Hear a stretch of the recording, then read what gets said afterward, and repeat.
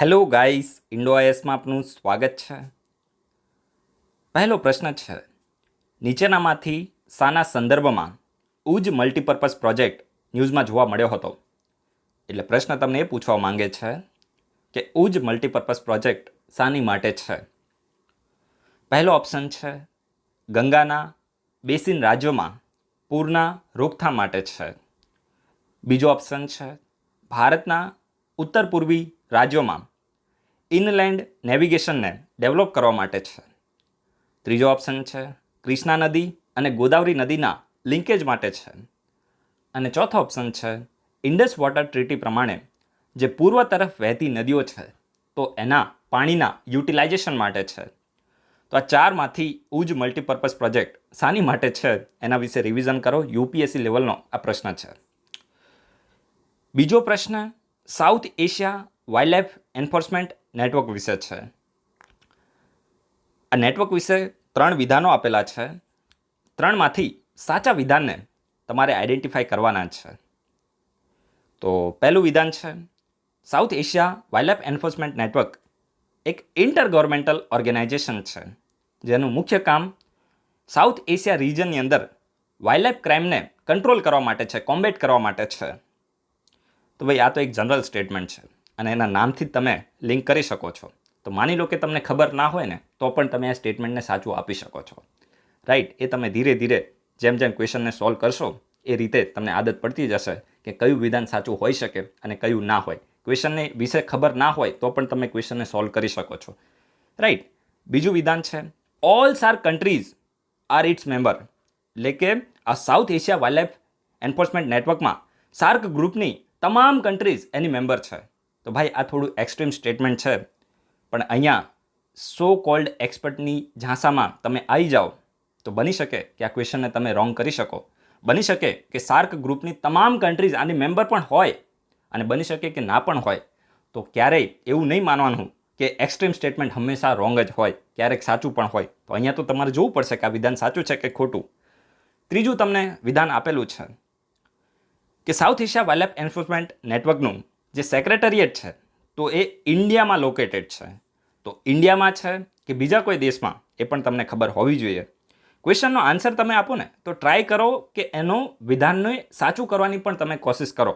માની લો કે આ 3માંથી કોઈ એક વિધાન ખોટું છે તો એને તમે કરેક્ટ પણ કરી દો, જેથી કરીને તમને યાદ રહે કે આનો સાચો જવાબ શું આવે છે. તો ભવિષ્યમાં ફાઇનલ એક્ઝામમાં થોડો અલગ પ્રશ્ન પૂછવામાં પણ આવે ને તો પણ તમે એનો સાચો આન્સર આપી શકો. જસ્ટ ખાલી ABCD તમે લખશો એમાં પણ કંઈ વાંધો નથી, પણ તમે તમારી નોટ્સની અંદર ડિટેલમાં એક્સપ્લેનેશન લખી દો. અધરવાઇઝ તમે કમેન્ટમાં જ ડિટેલમાં લખી દો. તમારી જાતે લખ્યું હશે ને તો તમને ફાયદો થવાનો છે. આ 100% છે. જે પણ માણસ એફર્ટ્સ લગાવે છે ને એને જ હંમેશા પરિણામ મળે છે. માની લો કે કોઈ બીજાના આન્સર જોઈને પ્રિલિમમાં પાસ પણ થઈ જાય ને તો એ મેન્સમાં રહી જાય છે. મેન્સમાં પાસ થઈ જાય તો ઇન્ટરવ્યૂમાં રહી જાય છે. કારણ કે આ એક્ઝામ છે ને હંમેશા થોડું પોતાની જાત ઉપર કામ કરવાવાળા વ્યક્તિ માટે જ છે. આ લખીને તમે રાખો. જે પણ વ્યક્તિ બીજા ઉપર એકદમ ટોટલી માની લો કે મારે બોલાય તો નહીં, પણ માની લો કે કોઈ બીજાના આન્સર જોતા એમાં કંઈ ખોટું નથી, પણ હું જસ્ટ ખાલી એટલું કહીશ કે ભવિષ્યમાં તમારે થોડા હજી વધારે વર્ષો આપવા પડશે આ ફિલ્ડની અંદર. ખોટું લાગે તો એક્સેપ્ટ કરી લેજો, પણ મારું કામ જ એ છે કે હું થોડું ખોટું લાગે એવું બોલું, જેથી કરીને તમે સારું લાગે એવું કામ કરી શકો. સમજી ગયા? કારણ કે તમારા ભવિષ્ય માટે છે. એક્ઝામ નજીક આવી રહી છે. ક્વેશ્ચન બને એટલા વધારે ને વધારે સોલ્વ કરવાનું રાખો. ફરીથી હું તમને કહું છું, જસ્ટ ખાલી સ્ટડી કરવાથી કશું જ નહીં થાય. યુપીએસસી જીપીએસસી એક્ઝામ છે. તમારે એલિમિનેશન ટેકનિકનો જીપીએસસીમાં તો એટલું બધું યુઝ ના થાય, પણ યુપીએસસીમાં તમારે ખાસ કરવી પડે. રાઈટ? તો એટલા માટે હું તમને કહું છું કે ક્વેશ્ચનનો આન્સર આપવાનું રાખો. અહીંયા આ ફાઇનલ એક્ઝામ નથી. તમે જેટલું વધારે ક્વેશ્ચનને સોલ્વ કરવા ઉપર વર્ક કરશો એટલું તમને ફાયદો થશે. બાકી આવા તો કેટલા આવીને કેટલા જતા રહ્યા. રાઈટ? તો ઓપ્શન છે 1 ઓનલી, 1 and 2, 2 and 3 અને 1 and 3. આજનો ત્રીજો પ્રશ્ન હરકાઉટ બટલર કમિટી વિશે છે. તો હરકાઉટ બટલર કમિટી છે તો બ્રિટિશ સરકાર દ્વારા 16 ડિસેમ્બર 1927ના રોજ અપોઇન્ટ કરવામાં આવી હતી. તો એ શાની માટે એને અપોઇન્ટ કરવામાં આવી હતી? તો તમારી પાસે પહેલો ઓપ્શન છે કે ભારતમાં જે લેફ્ટ વિંગ મુવમેન્ટ ચાલતી હતી તો એને કંટ્રોલ કરવા માટે હતી હરકાઉટ બટલર કમિટી. બીજું તમને ઓપ્શન આપેલું છે કે ખાસ કરીને જે બ્રિટિશ એડમિનિસ્ટ્રેટેડ પ્રોવિન્સ હતી તો એને ઓટોનોમી, એને સ્વાયત્તા ગ્રાન્ટ કરવા માટે હરકાઉટ બટલર કમિટીને અપોઇન્ટ કરવામાં આવી હતી. ત્રીજું તમને ઓપ્શન આપેલું છે strengthen the relationship of princely state with crown, એટલે કે જે બ્રિટિશ તાજ હતો તો એની સાથે ભારતના દેશી રજવાડાઓ હતા તો એના રિલેશન, એના સંબંધોને મજબૂત કરવા માટે હરકાઉટ બટલર કમિટી હતી. અને ચોથો આજનો ઓપ્શન છે કે ભારતમાં જે એગ્રીકલ્ચર છે તો એને મોડર્નાઇઝ કરવા માટે હતી. તો ભાઈ અમુક જે ઓપ્શન હોય ને એને તમે એમ જ જનરલી તમે એને એલિમિનેટ કરી શકો કે ભાઈ આ લોકોએ ભારતમાં એગ્રીકલ્ચરને મોડર્નાઇઝ કરવા માટે કંઈ કામ એટલું બધું કર્યું નહોતું, સમજી ગયા. તો તમે માની લો કે ખબર નથી ને તો તમે જસ્ટ ખાલી આ ચોથો ઓપ્શન છે તો એને તો તમે કોન્ફિડન્સથી તમે એલિમિનેટ કરી જ શકો, રાઈટ. તો બાકીના 3 છે એમાંથી આનો સાચો આન્સર આપવાનો છે. તો જોઈએ કેટલા લોકો આનો સાચો આન્સર આપી શકે છે. ના ખબર હોય તો ગૂગલમાં સર્ચ કરીને, તમારી બુકમાં સર્ચ કરીને, જ્યાંથી તમારે કરવું હોય આન્સર આપજો, કારણ કે અત્યારે શીખવાનું છે, લર્નિંગ ફેઝ ચાલી રહ્યો છે, આ કોઈ ફાઇનલ એક્ઝામ નથી, રાઈટ. હવે આજે જેટલા પણ આર્ટિકલ ડિસ્કસ કરવાના છે બધા ખૂબ જ સરસ આર્ટિકલ છે, યુપીએસસી જીપીએસસી બંને માટે ઇમ્પોર્ટન્ટ આર્ટિકલ છે. અને પહેલો આર્ટિકલ છે આર્કટિક સાયન્સ મિનિસ્ટ્રીયલના વિશે. તો જો રિસેન્ટલી છે ને 3જી આર્કટિક સાયન્સ મિનિસ્ટ્રીયલ હેલ્ડ થઈ છે. આ મિનિસ્ટ્રીયલ એટલે એક પ્રકારની મીટિંગ છે, સમજી ગયા. આમાં આ મીટિંગની અંદર જે પણ આર્કટિક રીજનની અંદર ઇન્ટરેસ્ટેડ સ્ટેક હોલ્ડર હોય તો બધા વચ્ચે અહીંયા ડિસ્કશન કરવામાં આવે છે ને એ માટેની આ મીટિંગ છે, સમજી ગયા. તો મેઇનલી એક ફેક્ટ તમારે યાદ શું રાખવાનો છે કે અત્યારે રિસેન્ટલી 3જી આર્કટિક સાયન્સ મિનિસ્ટ્રીયલ હેલ્ડ થઈ છે, એટલે કે 3જી મીટિંગ હેલ્ડ થઈ હતી. અને આ મીટિંગની અંદર ઇન્ડિયાએ પણ પાર્ટિસિપેટ કર્યો છે. 8 થી લઈને 9 મે વચ્ચે આ મીટિંગ થઈ છે. અને આની પહેલાં પણ 2 આર્કટિક સાયન્સ મિનિસ્ટ્રીયલ થયેલી છે. એક 2016માં એ યુએસએમાં થઈ હતી અને 2018માં જર્મનીમાં થઈ હતી. તો જો આ ફેક્ટને તમે નોટ ડાઉન કરજો, ઇમ્પોર્ટન્ટ છે. જે આર્કટિક સાયન્સ મિનિસ્ટ્રીયલની પહેલી મીટિંગ થઈ હતી તો 2016માં યુએસએમાં થઈ હતી અને બીજી મીટિંગ થઈ હતી તો 2018માં જર્મનીમાં થઈ હતી. તો આ ફેક્ટ તમને ખબર પડ્યા. હવે જો ત્રીજી જે આર્કટિક સાયન્સ મિનિસ્ટ્રીયલ છે જે રિસેન્ટલી હેલ્ડ થઈ તો આને કોના દ્વારા જોઈન્ટલી ઓર્ગેનાઇઝ કરવામાં આવી છે? તો આઇસલેન્ડ અને જાપાન બંને દ્વારા આને ઓર્ગેનાઇઝ કરવામાં આવી છે. નોટ ડાઉન કરો, ઇમ્પોર્ટન્ટ છે. અને આ પહેલી એવી આર્કટિક સાયન્સ મિનિસ્ટ્રીયલની મીટિંગ છે જે એશિયામાં હેલ્ડ થઈ છે, એશિયન કોન્ટિનેન્ટની વાત છે, સમજી ગયા. 3 મીટિંગ થઈ, એમાં પહેલી એવી મીટિંગ છે જે એશિયન કોન્ટિનેન્ટમાં હેલ્ડ થઈ છે. આઇસલેન્ડ અને જાપાન બંને દ્વારા જોઈન્ટલી આને ઓર્ગેનાઇઝ કરવામાં આવી હતી, સમજી ગયા. હવે મીટિંગનું કામ શું છે? તો જો the meeting is designed to provide an opportunities to various stakeholders to enhance collective understanding of the Arctic region. ખાસ કરીને જે આર્કટિક રીજન છે તો એમાં કલેક્ટિવ અન્ડરસ્ટેન્ડિંગ વધે. તમામ જે ઇન્ટરેસ્ટેડ સ્ટેક હોલ્ડર છે તો એની કલેક્ટિવ અન્ડરસ્ટેન્ડિંગ છે, સમજ છે આર્કટિક રીજન વિશે, તો એને એનહેન્સ કરવા માટે, એને વધારવા માટે છે, એક ઓપોર્ચ્યુનિટી પ્રોવાઈડ કરે છે.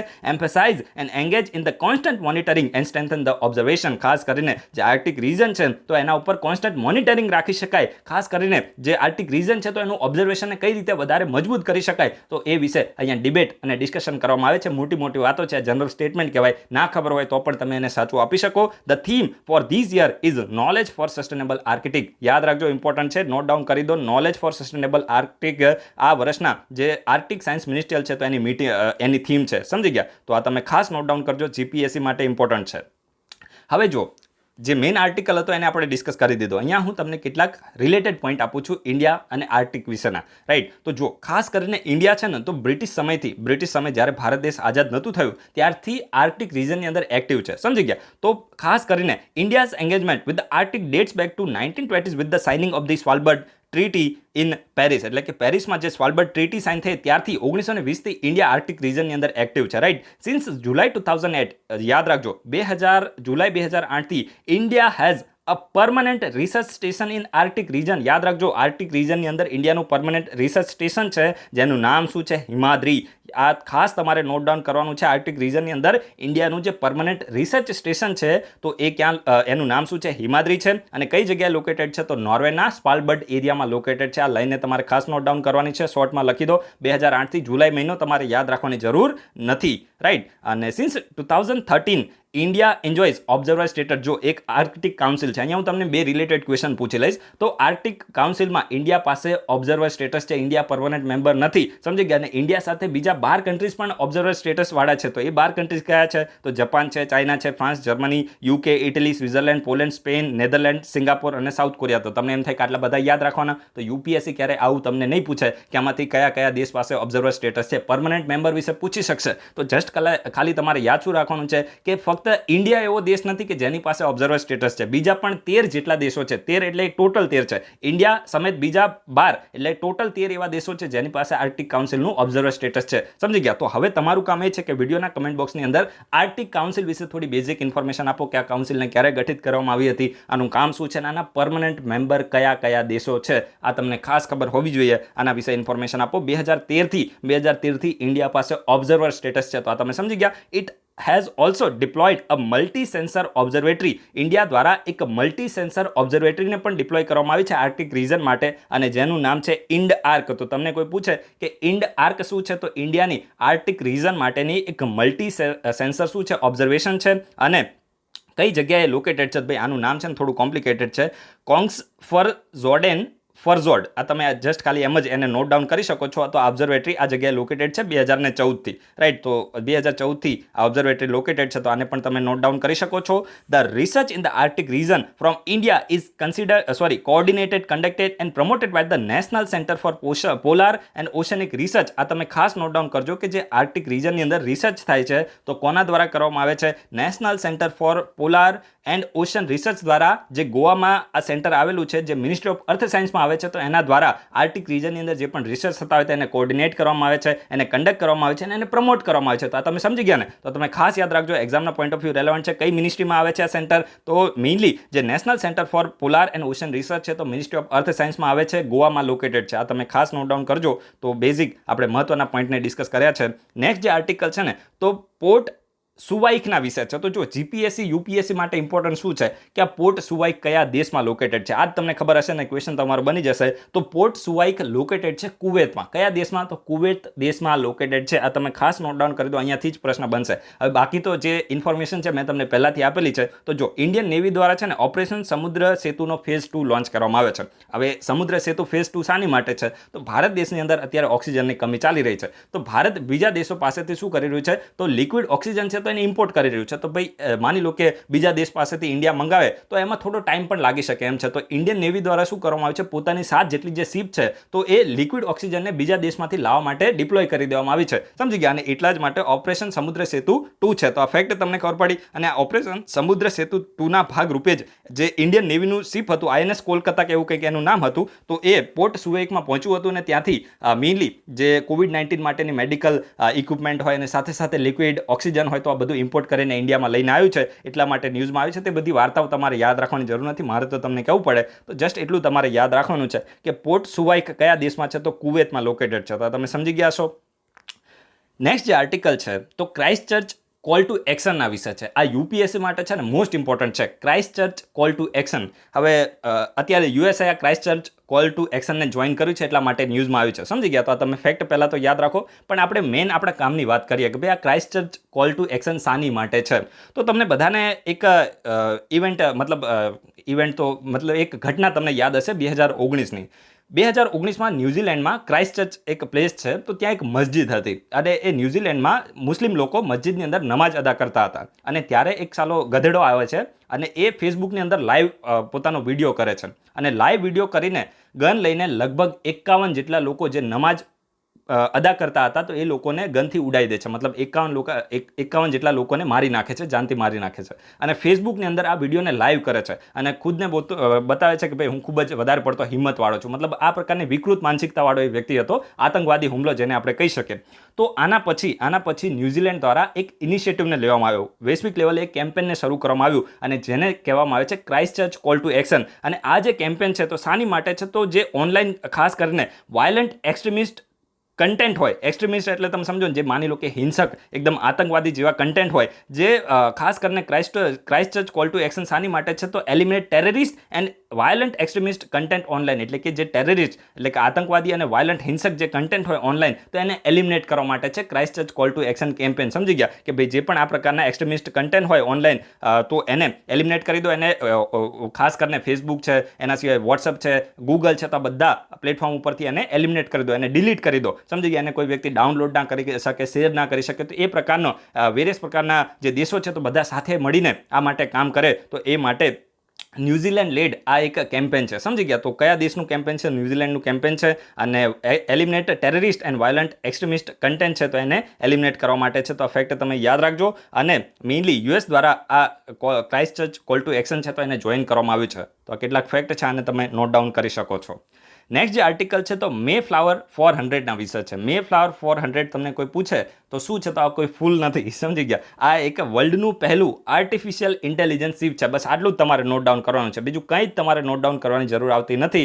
વર્લ્ડનું પહેલું આર્ટિફિશિયલ ઇન્ટેલિજન્સ શિપ છે મે ફ્લાવર 400. આ તમને ખબર પડી ગઈ ને, તો આ તમે નોટ ડાઉન કરી દીધું હશે. આપણે થોડી વધારે હવે ઇન્ફોર્મેશન લઈએ, મસાલો તો થોડો નાખવો પડે ને. માની લો કે થોડું ડિટેલમાં ઘૂસીને પ્રશ્ન પૂછે તો પણ તમને નુકસાન ના થવું જોઈએ.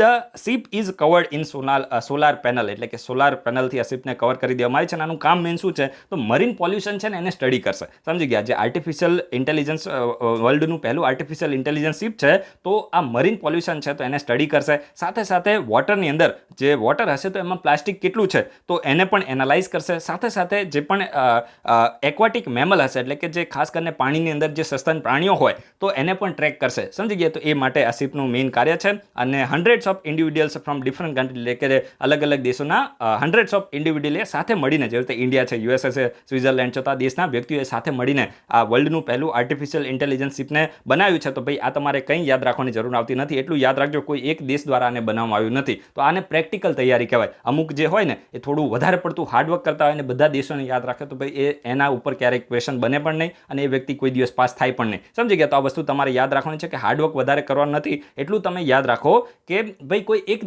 દેશ દ્વારા આ વર્લ્ડનું પહેલું આર્ટિફિશિયલ ઇન્ટેલિજન્સ શિપને બનાવવામાં આવ્યું નથી. દેટ્સ ઇટ, સમજી ગયા. તો આ રીતે તમારે યાદ રાખવાનું છે. નેક્સ્ટ જે આર્ટિકલ છે તો 2-ડિઓક્સી ડી ગ્લુકોઝના વિશે છે, બહુ જ ઇમ્પોર્ટન્ટ છે. 2-ડિઓક્સી ડી ગ્લુકોઝ શું છે ને, સૌથી પહેલાં તો આજ તમને ખબર હોવી જોઈએ. એન્ટી કોવિડ ડ્રગ છે. શું છે? એન્ટી કોવિડ ડ્રગ છે. અને કોના દ્વારા ડેવલપ કરવામાં આવ્યું છે તો DRDO દ્વારા. બસ આટલું જ તમારે યાદ રાખવાનું છે.